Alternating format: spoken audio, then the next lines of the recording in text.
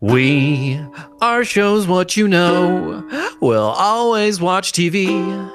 And if you think we can't, well, watch more and you'll see.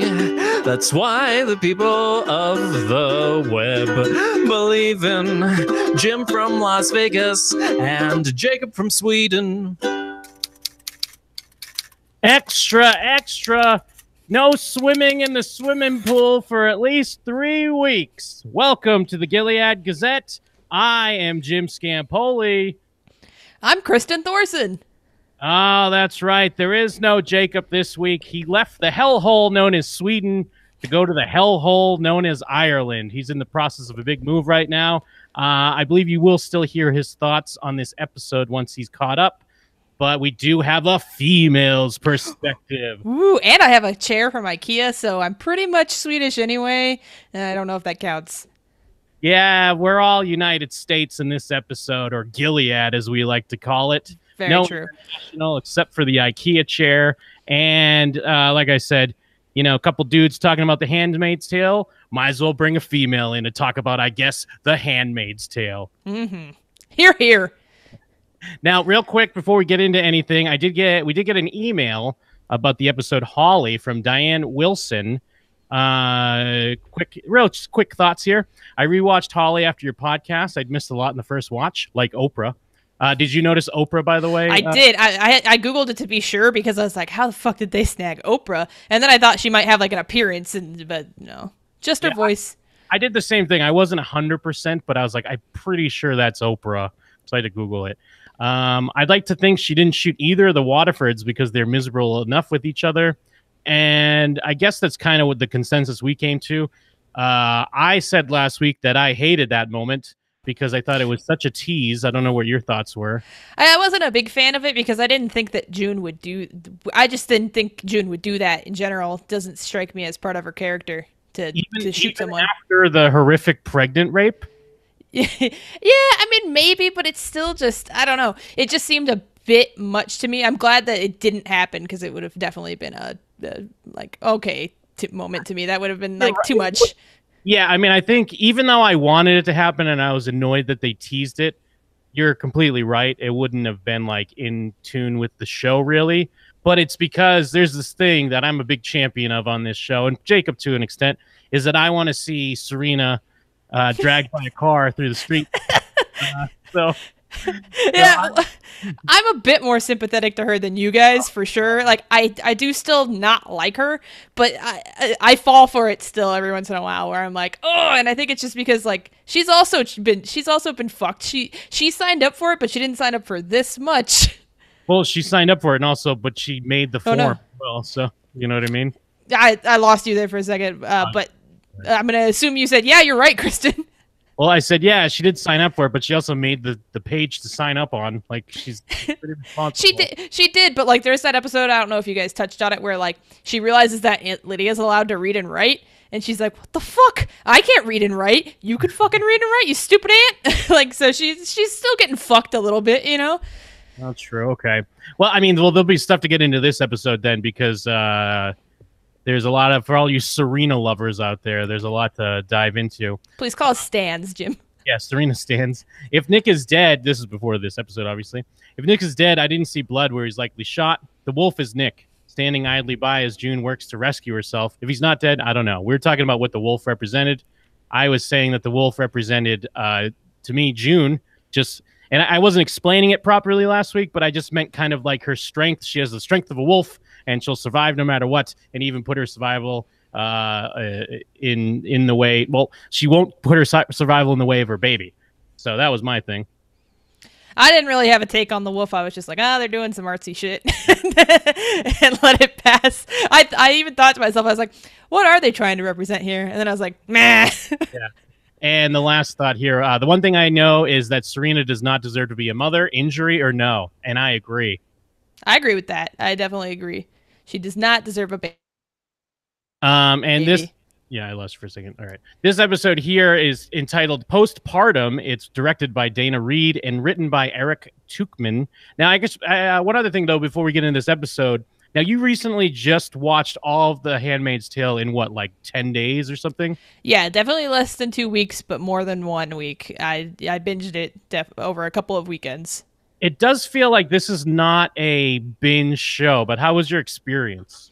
It was good. The first season is really addicting because they almost always end on like a oh my god, what happens next type thing. But so I was watching this show and I was reading the book Sharp Objects in preparation for that show to come out. So it was just like the world is grim and awful, and I was just like, I don't. People are terrible. I don't want to watch anything happy. I had to drag myself to see Ant-Man and the Wasp to like watch something cheery. But I think it's binge worthy. But then again, I binged Black Mirror as well, which is not something you should binge. Yeah, I mean, I guess it is. I mean, any show's binge-worthy, but yeah, I guess it just feels like it would be a really heavy cloud. And yeah, I don't know a ton about the plot of Sharp Objects, but I have heard it's pretty heavy. So yeah, you were definitely doubling down, living in your own dark corner for a while. Right? I didn't even open the blinds in my apartment. It was a fun couple of weeks for me for sure. One of the things we've kind of talked about on this is like, did you ever get to a moment though where you're kind of like, this show's too bleak, I don't even want to watch this? Or I didn't. But like, I think it's. I should probably qualify that I like bleak stuff. Like, I love bleak stuff. The other day, I looked up the baby mine scene from Dumbo just because I was like, I want to cry at that scene, and so I looked up baby mine from Dumbo and just watched it for fun. So it's kind of my MO. So. I could see, like, for example, like my dad hates that kind of stuff, and I could see my dad quitting this show. I could see my mom quitting this show, but I'm all about it. I love it. I love it. Yeah. I love a sad time. Yeah, I mean, because that's kind of what we were talking about. Maybe even binging it could be better because you can kind of quickly move on to the next thing. Like we sit here and like delve into like the sadness on this show for a while, and especially like. You know, I guess going week to week with the first few, well, not the first few, but when she gets captured and then she's back and then everything's sad and everything's terrible again. And there's not even like small hints of hope. That's when we're kind of like, who would even keep watching the show? I guess us. And then we did it. But, yeah. It keeps you hooked somehow because you're like, there's got to be a way. You have hope even if she doesn't. Yeah. And we talked about how like, that's how it works to the advantage of the show where like, it's just these small hints. Like I admitted, I had openly talked about it on the show when they all tell each other their names in their supermarket. I just have tears streaming down my face, and I'm just like, yeah, tell them your name, tell them your real name. And then I'm looking at Eden, and I'm like, get out of there, you're gonna ruin it somehow. That was a great moment. I loved that. Yeah, I thought that was really good. I know you mentioned to me when I guess in the previous episode before this one in Holly when she does meet the daughter or has her small reunion with the daughter and what she asks her, you know, when her daughter asks, will I ever see you again, mommy? I was like, oh my fucking God, you won't, you probably won't see her again. And that got me really good. The whole reunion with the daughter was good in general. Yeah. So, I mean, we're on the track to the finale. This is the episode before the finale here. I will say personally, like general thoughts, I didn't love it. But again, because I'm a Serena hater, so I don't really like. I mean, I sound like an idiot because it's definitely adding dimension to the character, and it's better than having her just be such a villain. But it's just tough for me sometimes because I feel like she's such a villain that I don't buy it all the time when has these moments of like clarity. I guess now it's different because there is a baby, and I guess I do believe that she really does love this baby. But I just have a problem with her ever trying to get sympathy from me. It is. I think that they're waffling on it a lot more than they should, because it's almost like I don't remember if it was in this week's episode or the last week since I binged it, but where she says to Fred like, "Yeah, but you raped her," and it's like, "Yeah, it was your fucking idea." Like it's very wishy-washy. Like they can't even keep within a week having her be on one side or the other. And I think if they gave her longer periods of time to be likable and then giving something more concrete to make her flip, it'd be a little more viable. But currently, yeah, I think they're just doing it a little too much. Yeah, I agree with that. I think it's kind of similar. It's kind of what we've been saying too, because even with the episode where they were kind of partners for a little bit, working in tandem, the idea from the show was that it was probably going on for a little bit while, but obviously it was like through a montage. So it was hard to fully get the sense of everything because they, didn't have time to spend with it. Although the trade-off is I wouldn't really want to spend time while they're just doing paperwork and hanging out. So I get it. And the other thing... That sounds like my kind of show. Yeah. The other thing, and we'll probably get more into it, is like this Eden stuff, it's fine. But this whole season, I've been waiting for Eden to ruin everything, like to be a weird spy, because she's like always around when important things are happening. And like, I mean, I guess June even says something like, watch out for her. She could be a problem. Like in her early appearance, she almost asks if Nick's a gender traitor or what have you. So I guess I never had enough sympathy for that. I didn't quite buy. I mean, I get it's tragic because she's a young kid, but like Serena's crying about it. And I'm just rolling my eyes. Like, what are you crying about? Yeah. And to me, when it happened, I didn't feel sad for her at all. My immediate thought was, what was the point of her? There was no point to her character because it didn't really create a rift between him and June. It didn't create like Serena liked her. Rita was a little annoyed by her, and that's it. Like, what was the payoff there? Yeah, I was kind of thinking the same thing because it did seem like they were building up something. I thought she was going to narc for the letters for sure. Yeah, no, I thought so for sure because Jacob's always pointed out how Nick always acts in the worst manner possible around her. Instead of just giving her it's not like he has to be like, oh yeah, my child bride, let's have sex all the time, but he also doesn't have to be like completely ignoring her. He's just a huge piece of shit to her. She's like, hello, how are you today? And he's like, fuck you. I'm good. I don't want new stuff. So yeah, I mean, I guess it's interesting. I guess it's just kind of another child. It relates. I don't know. We could talk a bit about more as we go through the episode. I mean, the episode starts where our wildest nightmares come true because as we were last left, the car pulls up. We don't know who it is. We can assume it's Gilead here to take June. And then this episode opens up with Serena being happy with the baby Holly. By the way, I refuse to call this baby anything else but baby Holly. Do you call Angela or Charlotte? Wait, who's Angela? Janine's baby. Oh, I completely forgot about the baby. How dare you? I just call that, one-eyed's baby. Just a little one-eyed's baby over there. I mean, I'm concerned. I'm concerned about. I mean, I was concerned about that baby, but we did talk about a lot in that episode about how I didn't believe that all those things would happen. Like they would allow her to see the baby and all that stuff that they allowed to happen. I just thought things were very easy for some reason. Yeah. I've never been fully attached to baby Charlotte. Yes. Yeah. Charlotte / Angela. Her dead name is Charlotte. Angela. Then I messed up because I'm always. Well, wait. What are we considering the dead name? I'm considering the name given to her by the commander. Okay, then her dead name's Angela. Okay. All right. Either way. Because I mean, June is June, Emily's Emily, and Holly is Holly. That's the end of the line for me. Although Martha is always Martha because I always forget her name. Rita rules. I love Rita. Rita, thank you. But yeah, so we see Serena happy with baby Holly, and June in a classic. June looks at the camera scene, except now she's got breast pumps hooked up. And we kind of get told the story. It's been, a couple weeks or something? They say? It seems to be at least a couple weeks. I don't know how fast, breast milk would dry up without direct contact. So I got the impression maybe it'd been a little longer, but I'm no biologist. Well, yeah, it is interesting that the big crux of this episode really is, the breast milk. And it's almost running up the line of, being kind of hokey, but they make it completely work. I don't think it's bad at all, but it's almost silly if it wasn't so heartbreaking when she sees the baby in the church and she starts lactating. And then the stupid commander, like, it's a grin on his face. Yeah, was he supposed to be being creepy? Because I couldn't pin whether they were trying to have him be creepy about that or not.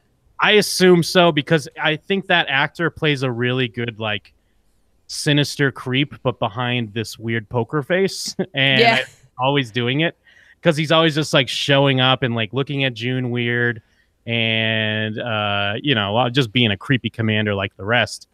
So yeah, we got Aunt Lydia, who's obviously always great. I do have a love-hate with Aunt Lydia, because I do, like her, I buy, like sometimes I have sympathy for, even though she's awful, but I like that she has this kind of weird, twisted love for her handmaids and care for them.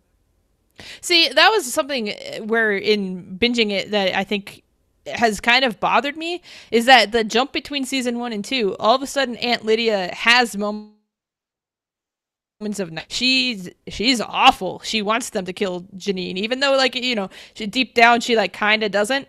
But she like brutally punishes them for it. But then in this season, they're like, especially June is getting away with stuff. And I get that she's pregnant, but she's not pregnant anymore. I just feel like in general, the way that they all talk to each other and talk to her is not, it's not the same anymore. And I don't understand why. Like when she's taking Emily to her new posting, they're talking to each other very casually. And like Emily's kind of like talking shit. And Aunt Lydia's just like, yeah, who does want a fucked up handmaid? Like, Yeah. Sorry, I keep swearing. It's not Jim and them. You can swear.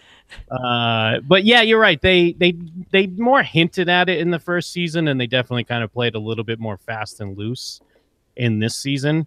Because before it was more, I mean, yeah, I guess she did want them to stone her, but you could tell that she cared for her a little bit, but it was more, it was definitely more sinister. But yeah, now, like, the other thing, like, it's kind of popped up a few times in this season, not just with Lydia. Even there's that scene earlier in the season when the guards are like trying to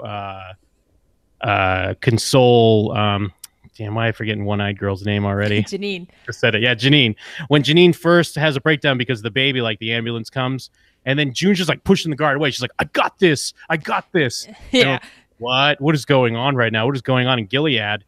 And in this episode is also an offender, because we have yet another June and Nick smoldering scene, like just in a room in the house. Yeah.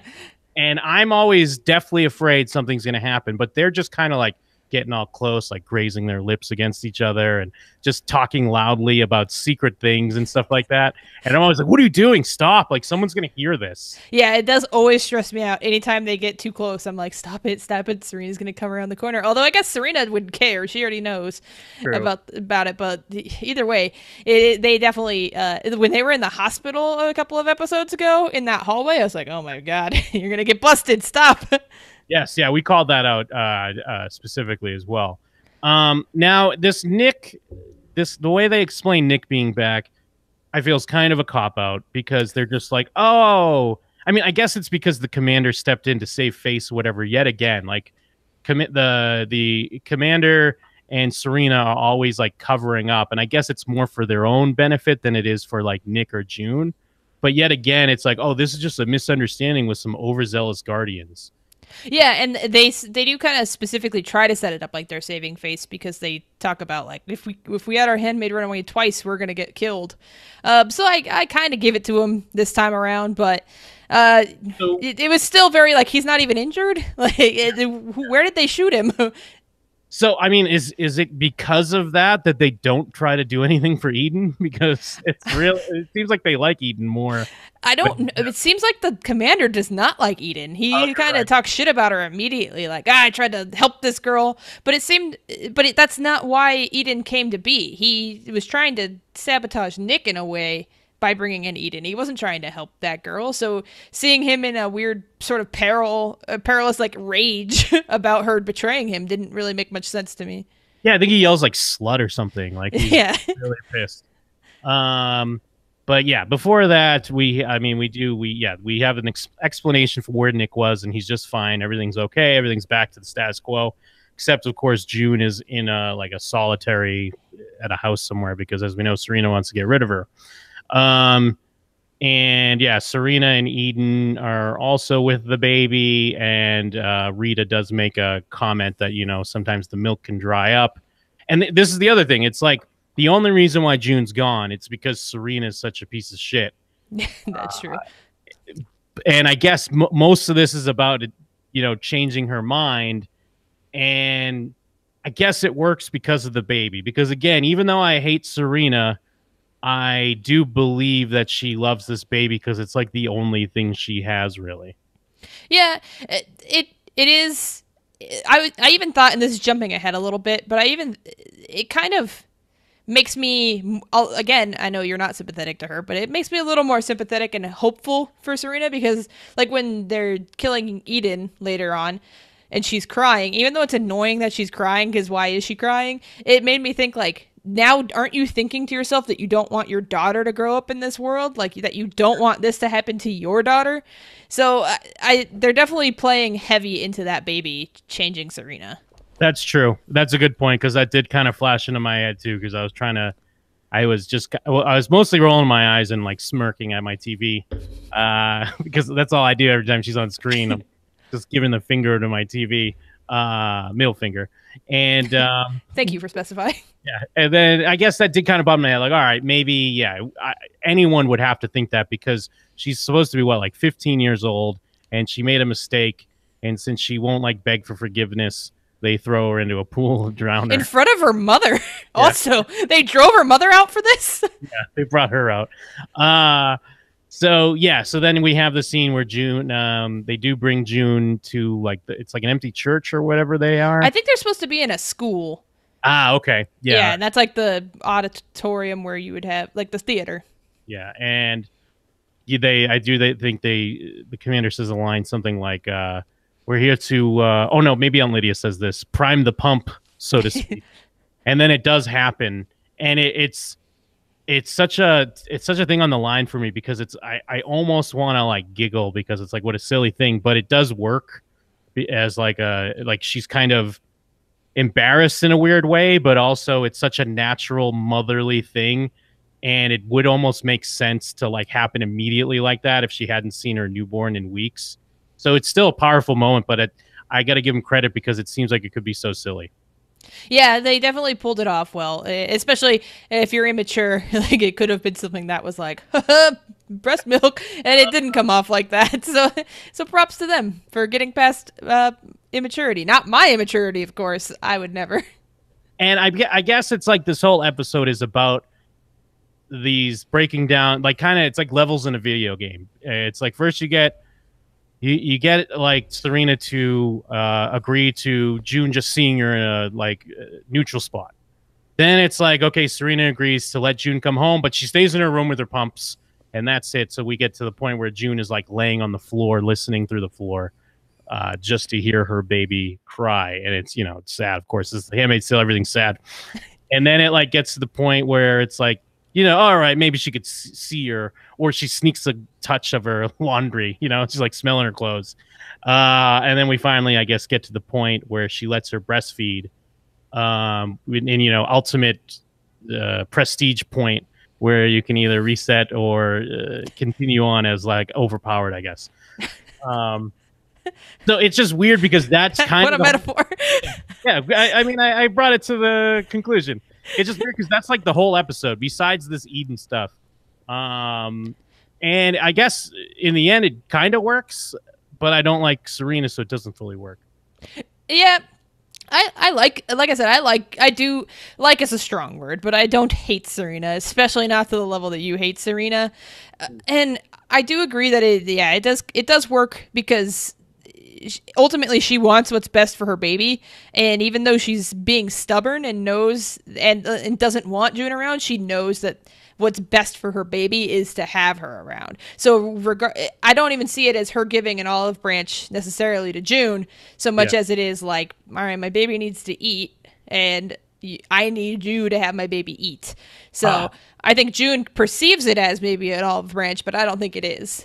Yeah, and I just for some reason I forgot the creepy scene where she tries to breastfeed the baby. Yeah, whoa! I wish you didn't remind me. I didn't enjoy that. That was like, I mean, you can induce lactation. That's a thing. You can induce lactation, but not with a baby. I don't think that's how that works. That's what I wasn't sure about. And I guess it's like, I was almost even mad at Holly for for even giving her a moment where Holly's like, oh, all right, food.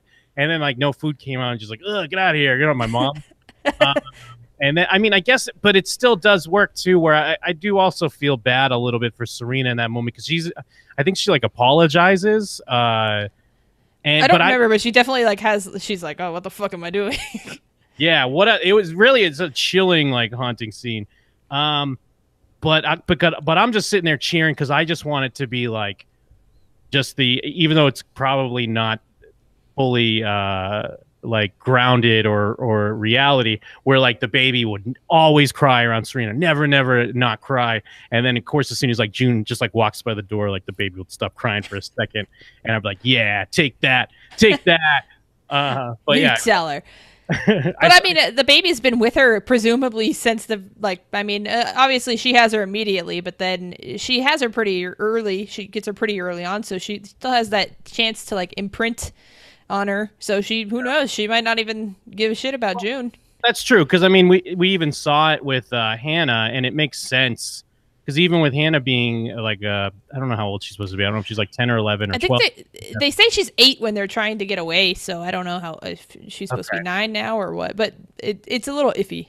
Because even with her, you could see how, and you completely would understand the mindset of when she's initially like pulls away from June and isn't sure, and then just talking about her current parents, because as a kid all you can do is just adapt to what happens. You don't have a lot of power to do anything else, never mind just as a baby that's like just forming your brain and you know, becoming a toddler. Yeah, because like that's a thing that happens even with in real life, you know, where someone is away from their parents and they might have known them at a certain point, and then they see them and they're nothing there. Oh, and I guess, yeah, we did touch on it a little bit, like you mentioned with Emily and Lydia and kind of their back and forth. And then we get into the Commander Lawrence's house, who's the architect of the Gilead economy. And then we find out a little bit more about him as well. He's played by, I mean, most people would say the guy from Get Out, but everyone would say Eric from Billy Madison. Would they? I was like, this guy looks familiar, and I didn't know either of those things. But once you said Get Out, I know that. Yeah. Well, he's clearly Eric from Billy Madison. He's the main villain in that movie. And I think Billy has a line where he's like, you can't give the company to Eric. He's a bad man. I don't know. I haven't watched that movie in so long. I was never a Sandler gal myself. Now, I mean, I guess I still kind of have this theory, even though by the end of the episode, they completely destroy my theory, is I was waiting for him to be secretly kind of nice, but probably not. I'm still confused as to whether or not he is secretly nice, because when they first get there, his Martha talks back to him. Like he does something and then she says like, shove it, old man. And he's like, I'll give you a beating. But he's like, but he's serious. But he doesn't ever beat her. But does she even say something like, I'd like to see you try or something? Yeah, she talks smack back. Yeah. And then he has art everywhere, which they kind of explain away by his wife having been an art professor. But it's still, you get the vibe that art's not really allowed. Yeah. And he has a bunch. So is he remorseful about what he's done, or is he still into it? His conversation with her is weird, and I don't know where that guy stands. Yeah, because I was thinking the same thing, is that you see the art and like kind of even like Aunt Lydia's like looking around a little weirded out, because I think there's even like a naked lady painting like on the wall and stuff, and it's bizarre to see in Gilead. And at first when you see that the Martha's missing an eye, you seem like, oh, this is a tough guy. But then you can almost think, is he taking in some of the more abused people? Right. But I'm just giving him too much credit. I'm hoping that there's some sort of hero in Gilead. He's making broken women in Gilead. He's going to have the Gilead X-Men going on here. So hopefully he'll recruit Janine next. I mean, I guess two eyes together. They are playing it really weird because it is mysterious, and then when his creepy wife shows up, it's like scary. Yeah, it's actually like a moment of dread where you're like, oh. But then it kind of makes sense because it's like she is obviously for sure very sympathetic to what's happening. Because the only other thing is it's very convenient, of course, because she drops the knowledge that her husband is kind of like the architect behind the colonies, or I don't know what she really meant, whether it be that he helped, set up the plan that set up the attack or the bomb or whatever it is that caused the colonies, or if he just came with the idea to send women there to slowly die. It seemed like he came up with the idea to have people work the colonies to get whatever is in that soil that they need. It seems like it was his idea.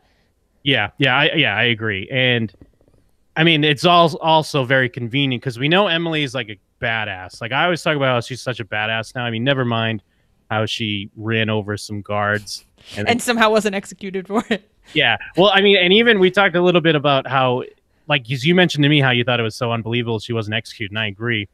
But then also the fact that she would be let back in, like understanding even if them having a shortage of handmaids, it would almost seem like, well, we definitely don't let her back in. Yeah, 100% they don't let her back in. I see them letting Janine back in.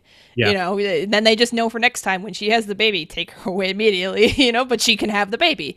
But Emily, to our knowledge, hasn't had a baby since this whole thing started, and killed a guardian. And they're like, okay, yeah, you come back. And no, that's not happening. And especially like as far as with the show setting up, it almost seems too obvious that this guy's a monster, but then again, they're all monsters, so it's almost like he has to be a monster. But it puts Emily in such a prime spot to get weird revenge because, I mean, she was already kind of a kingpin at the colonies as far as much power as she can have there. But yeah. So it's either just setting up an obvious, like she's going to be able to like slice his throat and watch him bleed to death and fucking destroy his whole house or whatever. Or it'll be this weird, other shoe drops and it's kind of this weird unholy alliance somehow. But it is weird to see where it's going because he ends with just a creepy line about like obviously how she lost her clit or whatever, and it's kind of like things going on down there or something like that. Yeah, have you healed properly? I don't know if that means like did you get infection or did your clit grow back? Like what does it mean? Yeah. Am I going to help you, or am I just a weirdo looking forward to being a commander and you're a handmaid? Yeah, and I mentioned to you before when I was telling you that I was binging the show that one thing that the show is really good about is making you think at first that these people, like when the commander first starts being nice, you're like, oh man, maybe he's a good one. And when Serena starts being nice, you're like, oh man, maybe she's nice. And everybody that comes into this show, for a split second, they get you to think maybe this guy's nice. And so now I distrust that this guy's going to be a good guy in any way, shape, or form because they've scorned me too many times with tricking me into thinking these people have good in them. And so I think that this guy's got a death by the hands of Emily coming his way for sure. Yeah, I agree. I kind of enjoy how they're playing it because you can read some of the stuff he says either way because what he catches her reading and he's like, what's the penalty for reading? And she's like, a finger. He's like, used to be the hand. But then he's like, the good old days or something. And you don't know if he's being like just eccentric, sarcastic, or he's being truthful. And then even the same, like how he knows about her, like he knows that she was a teacher and he's kind of asking her regular questions like, what did you teach? But then it could just easily be weird part of the torture of like just playing with her and like how life used to be. Yeah, and he even makes that comment where he's like, there didn't used to be hot scientists, like almost like he didn't believe her, like to just kind of neg her a little more. They're playing him really well for sure.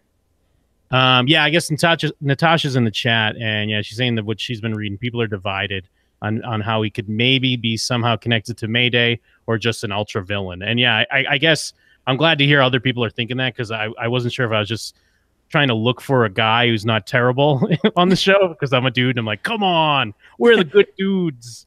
Yeah, no, it's definitely that was the thing that stuck with me from this episode the most, was wondering whether or not that guy. I kind of felt like everything else in this episode was a little inconsequential. It was just kind of a really long way to get June back in the house, but that guy was what kept me being like, oh, what's this guy about?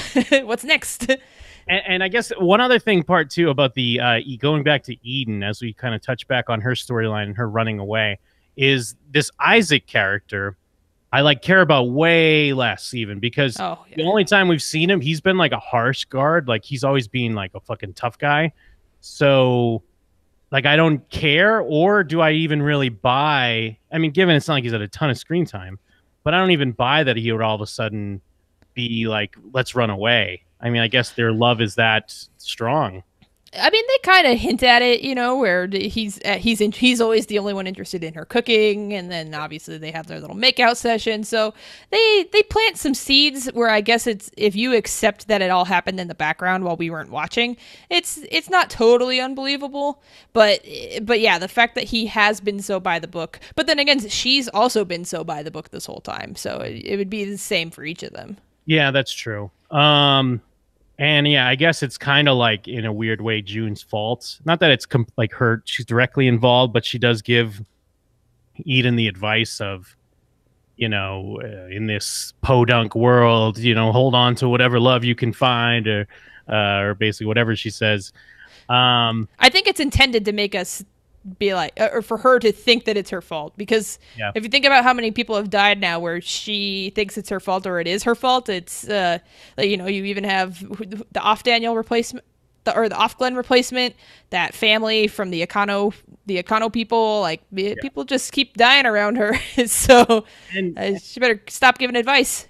And that's the other thing too, like, I mean, I guess the idea is the reason why they get executed is because she won't even like beg for forgiveness, but I totally just assumed they would make her be a handmaid, because especially the way they act, like handmaids are so important.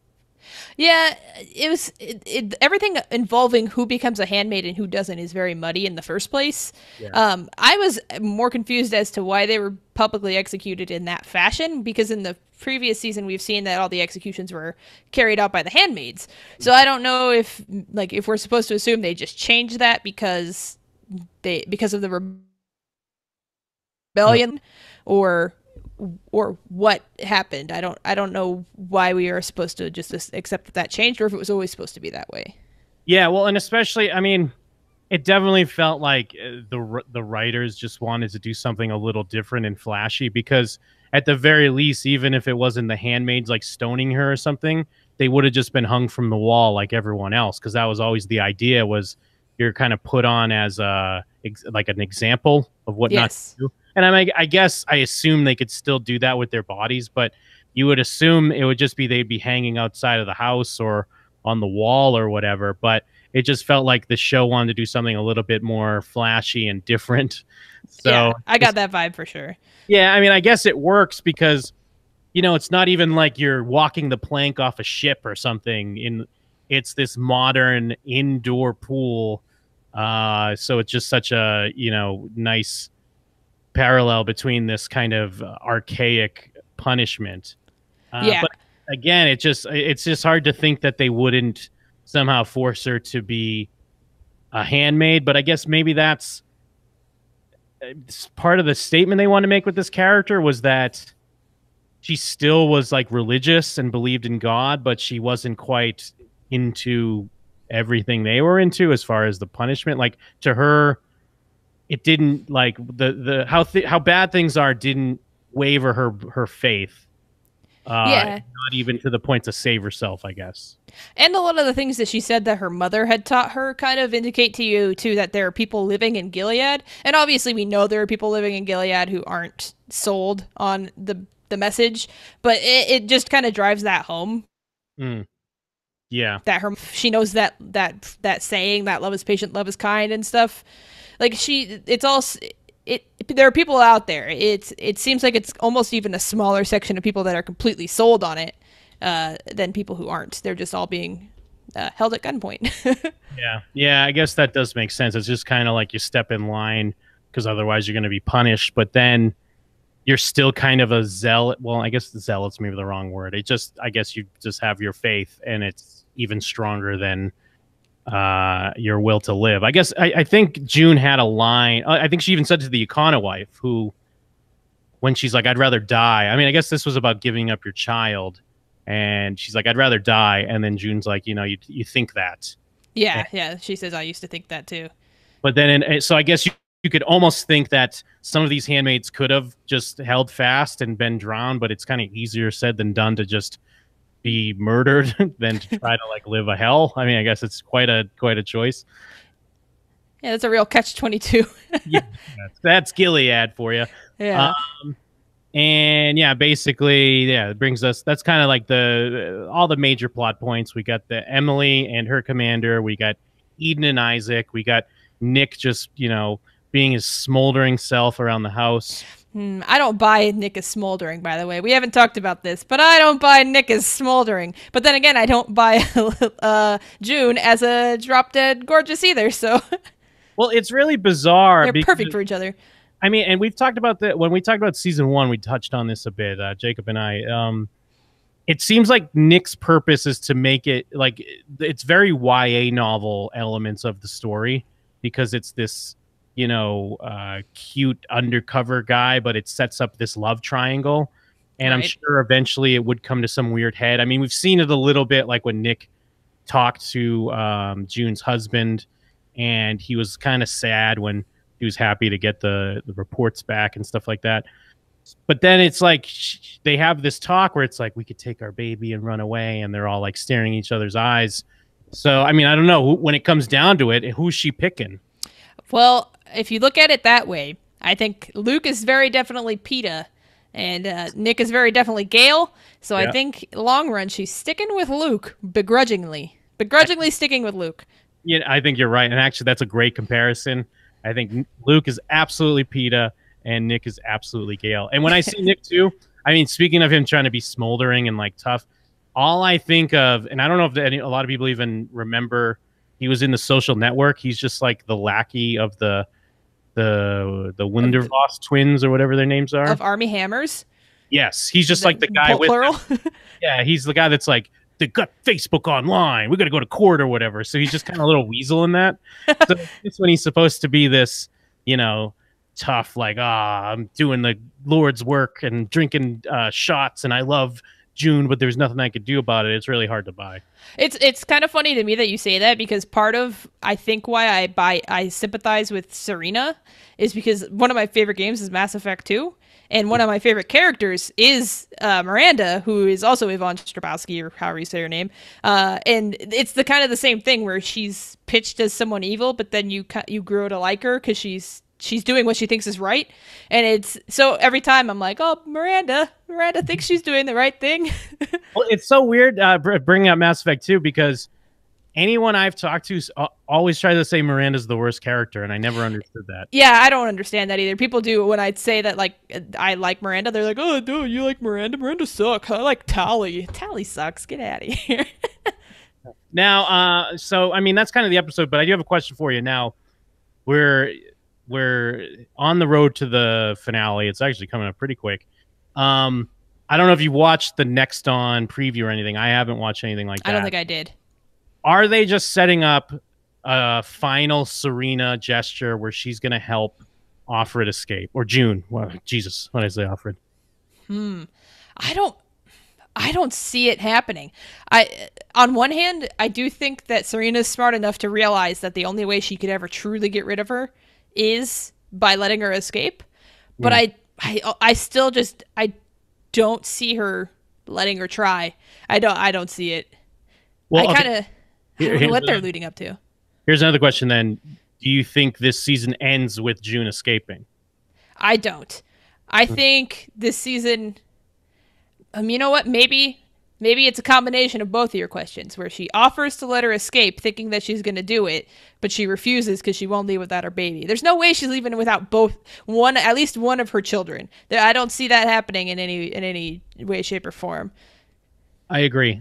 Although I do feel like, but maybe it's too obvious, but I do feel like the whole thing at the beginning, and Jacob and I kind of talked about this, is that they teased the escape so much at the beginning because it's going to happen at the end of the season. But then again, it's hard to say because I completely could see it where, of course, that won't happen because they love just playing around with your expectations and wanting you to have hope and then tearing it away. So it is really hard to say because where we're at, I don't see her able to escape unless they just have been building up this big Serena turn where she's finally going to let her do it. But I do agree. Like I don't think June is going to leave without her baby, and I don't think Serena would ever let her leave with the baby. So there goes that plan. Yeah, the one interesting kind of wrench in it is the guy from America who spoke with Serena. So one thing that I could see happening, and this is a little out there, but I could see Serena taking the baby and going with and taking up Joel from Parenthood's offer and leaving herself, and then June is just stuck there without her baby, and Serena got out. Actually, I kind of do like that because it gives June like a new mission in a weird way. And my logic is just that they wouldn't cast Joel from Parenthood for just one episode.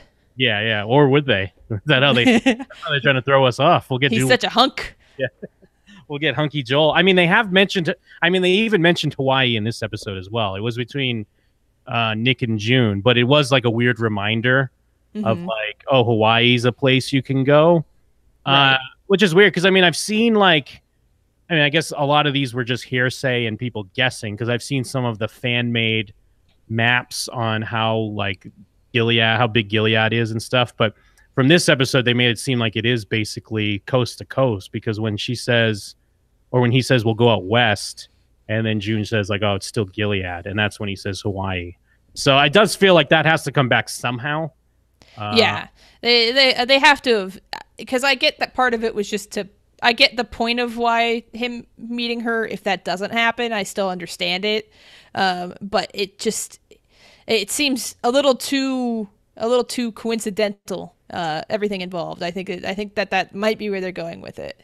And the only other thing too, it doesn't seem in tone with this show, so I don't think something like this would happen. But it does seem like when they've checked in with Canada, and even when the commander went to visit Canada, there's been this like back talk about potential like them sending troops or some sort of invasion trying to kick in or something like that. That's true. Because I think they referenced they referenced like a specific battle that was something to do with like coming down from Canada through New York or something. And then I don't know. It's been kind of in the background, but it just feels a little out of place. Like if all of a sudden it was like a battle was going on, but I guess it could still happen. It could.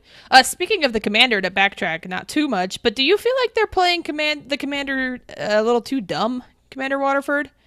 Like when she starts kind of trying to entice him again at the end, and he's like, "Yeah," like it's like, no, this man is like the highest ranking military official. He's not going to keep falling for this. I don't necessarily buy it.